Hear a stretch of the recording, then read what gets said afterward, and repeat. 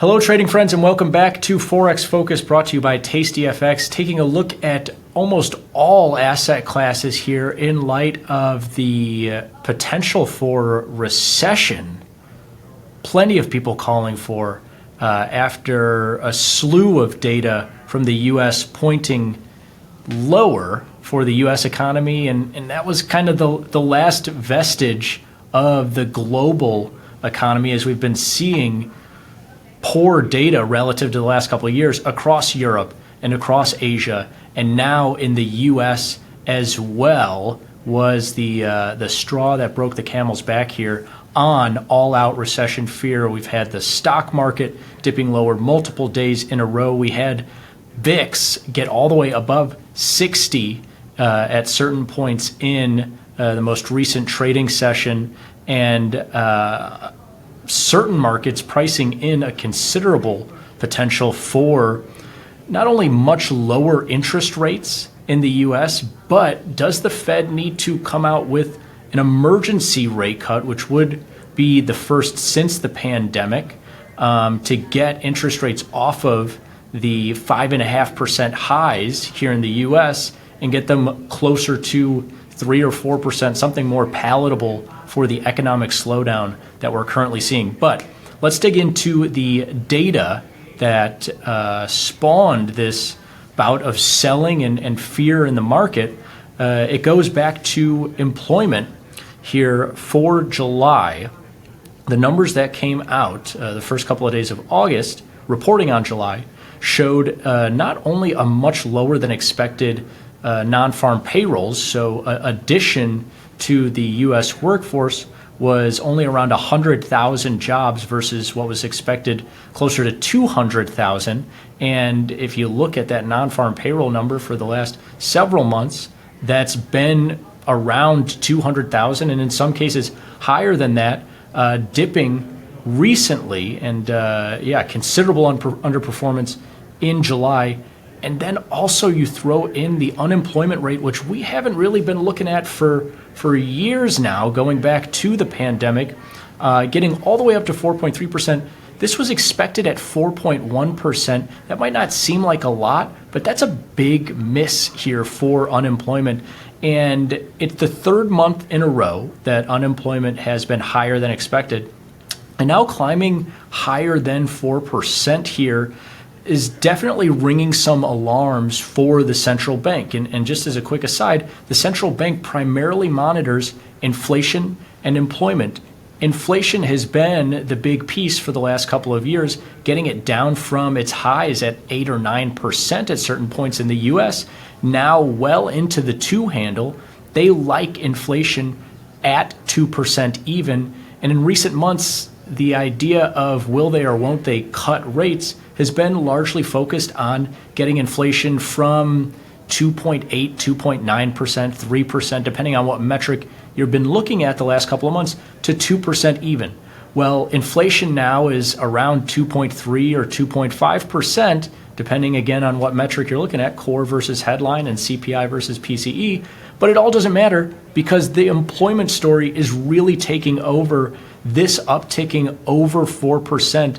And it's been upticking in Canada, in the Euro area, in many global regions. And now that it's happening in the U.S., real fear setting in across global markets.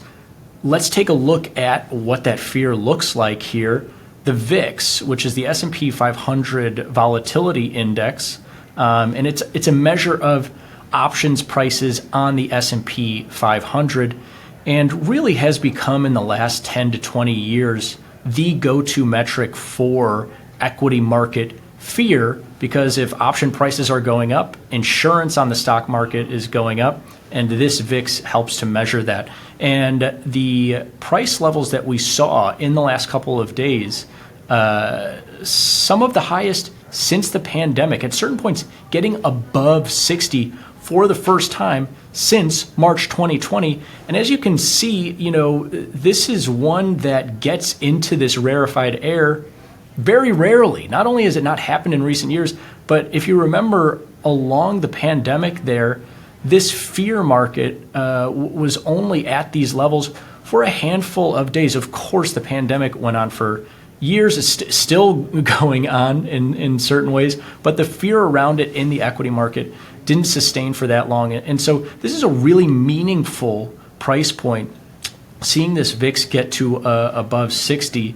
And it's not only a measure of equity market volatility. That's what it technically is, right? But this has come to be a real measure for fear transcendent of asset class, because it's no coincidence that we're seeing 60 plus prices in the VIX and the price action that we're seeing in forex markets. For example, we have a Japanese yen market that is having one of its best weeks ever, crashing below 145, and that's dollar versus yen, but that yen surging to its best prices versus the dollar and versus a number of other major currencies that we've seen since December 2023, January 2024. And this really hammers home that idea of fear escalating, not only in the U.S. market or the Euro area stocks or Chinese stocks. There's been fear in certain markets for the last couple of months, but with a VIX above 60 and a dollar yen market that is tanking, more than 1,000 pips in a week's time, really telling you the gravity of this situation here. And now trading below 145 for the first time since January. And that's one that you can go off on a rabbit hole in forex there, because there's plenty room more for that one to potentially unravel if fear continues. But I do want to talk about the interest rate part of this, because we find ourselves in a really interesting spot here when looking at what the Fed has scheduled for the remainder of 2024 and what the futures market is projecting for interest rates throughout the rest of the year. So, full context, the Fed has 3 scheduled meetings for the remainder of the year. But the market is, for example, September, the next meeting, the market has projected that rates will be lower by at least 50 basis points. This chart tells you that there's a 100% chance that rates are lower by 50 basis points and a 15% chance that they're lower by 75 basis points by the end of September's meeting. Okay, so does that just tell you that the Fed will cut 50 or 75 basis points in September if these numbers stay the same going into that meeting? Or is there a chance of an emergency interest rate cut, which wouldn't be, completely out of the realm of possibility? We did get this during the pandemic, but I will couch that idea with the fact that we've seen an equity market in the US and certain equity markets globally essentially see a 10% fall after 20 to 30% worth of rising prices for the first part of 2024. I mean, that NASDAQ and S&P and the majority of those U.S. equity indices were printing multiple all-time highs throughout 2024 before this fall. When they did emergency rate cut in March of 2020, that was a crazy circumstance that we haven't seen in the market in my entire trading lifetime. And other emergency rate cuts have come along with the financial crisis of 07, 08. So really extenuating circumstances that almost have, kind of a reason for the Fed to step in and say, hey, this is an emergency. But for the time being, who knows if the stock market and some of these global markets moving lower by 5 to 10 to maybe even 15 or 20%, depending on what market you're looking at, is an emergency. We'll see, because there's a lot of time between now and that September meeting. And if interest rate futures continue to project lower and lower interest rates or more cuts, maybe they do come out with a 25 or 50 basis point emergency cut, just so they don't have to do more at a later date. Essentially, maybe they would have an emergency cut of 25 basis points in August and then cut by another 25 basis points or 50 at the September meeting, just so they don't necessarily shock the market by cutting 75 or 100 basis points at one meeting. But what's also interesting is if you look at the projections for the end of the year, now there is more than a 35% chance that rates are under 4% by 2025. Again, 3 meetings left. Interest rates currently at 5.25% to 5.5%, and there's considerable chance that they're under 4% here. That tells you that the market is looking at not only a big chance of being 100 basis points lower. This here tells you that there's actually, given current prices, 100% chance that the interest rate from the Fed is 100 basis points lower by the end of the December meeting on December 18th. But there's, more than a 70-80% chance that rates are lower by 125 basis points. And like I'm calling out here, 35% chance that U.S. rates are 4% or lower by the end of the year. And so, again, it just creates this environment where the market is projecting the Fed will cut 100 to 150 basis points. They usually only cut in 25 basis point increments. And so do they cut by 50 basis points or 75 basis points at multiple of these 3 remaining meetings? Or do they come out with an emergency rate cut just to even them out over these 3 meetings for the rest of the year? Will be super interesting. The market is currently obviously projecting much lower interest rates given the rise in fear and the downside being seen in equity markets and other risk-on markets. And with that, I do want to conclude with a little bit of live look at the 10-year Treasury yield via the Treasury futures market.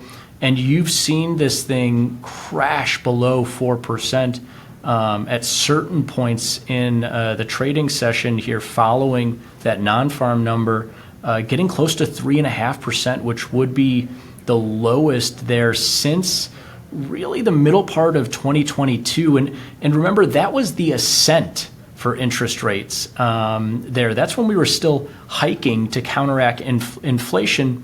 And so if the data continues to point lower for employment, and if, God forbid, GDP and some other U.S. numbers start to also point lower along with that employment, then you maybe do get into this territory of potential for emergency rate cuts and this 10-year yield moving even lower than 3.5% or 3%. It's not that long ago that we were at a 0% interest rate environment, and 10-year yields were trading between 50 and 150 basis points for many years, going back to the pre- and post-pandemic days. It's only been recently that we've seen interest rates skyrocket to 4 or 5% and beyond. So a lot of indicators pointing in the direction of fear, potential for recession. That being said, this is still a relatively small move in a number of markets that have seen historic highs, if not all-time highs. Because, that dollar-yen market, they're coming off the highest prices since the 80s. Like I say, the NASDAQ and S&P obviously just trading at all-time highs about a month ago. And we'll see how big or to what extent this crash continues here. But for right now, definitely not letting up.